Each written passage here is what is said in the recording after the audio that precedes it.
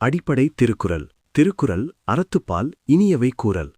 இனிய உளவாக இன்னாத கூறல் கனியிருப்ப காய் கவர்ந்தற்று. பொருள்: இனிய வார்த்தைகள் சொல்ல முடியும்போது கடுமையான வார்த்தைகள் பேசுவது பழம் இருக்கும்போது காயை பிடுங்குவது போன்றது.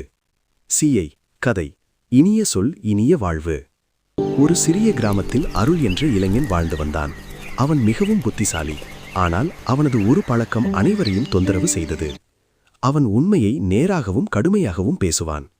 ஒரு நாள் அவன் நண்பன் மணி விவசாயத்தில் தவறு செய்து பயிரை இழந்துவிட்டான். மணி மனம் உடைந்து இருந்தபோது அருள் சொன்னான், "நீ கவனமில்லாதவன்தான், இதற்கெல்லாம் நீயே காரணம்." மணியின் கண்களில் கண்ணீர் வந்தது. அருள் சொன்னது உண்மைதான், ஆனால் அது இனிமை இல்லாத உண்மை. அன்றிரவு அருளின் தாத்தா அவனை அருகில் அழைத்தார். ஒரு திருக்குறளை சொல்லி விளக்கினார். இனிய உளவாக இன்னாத கூறல் கனியிருப்ப காய் கவர்ந்தற்று. பிறகு தாத்தா சொன்னார், "மகனே, உண்மை சொல்ல வேண்டும், ஆனால் உண்மையையும் இனிமையாக சொல்ல கற்றுக்கொள்ள வேண்டும்." அடுத்த நாள் அருள் மணியிடம் சென்று சொன்னான், "நீ உழைப்பாளிதான். இந்த முறை தவறு நடந்திருக்கலாம். அடுத்த முறை நாம் இருவரும் சேர்ந்து சரி செய்வோம்." அந்த இனிய வார்த்தைகள் மணியின் மனத்தில் புதிய நம்பிக்கையை விதைத்தது. அன்றிலிருந்து அருள் உண்மையை மட்டுமல்ல, இனிய சொல்லையும் வாழ்க்கையின் ஒரு பகுதியாய் மாற்றிக்கொண்டான்.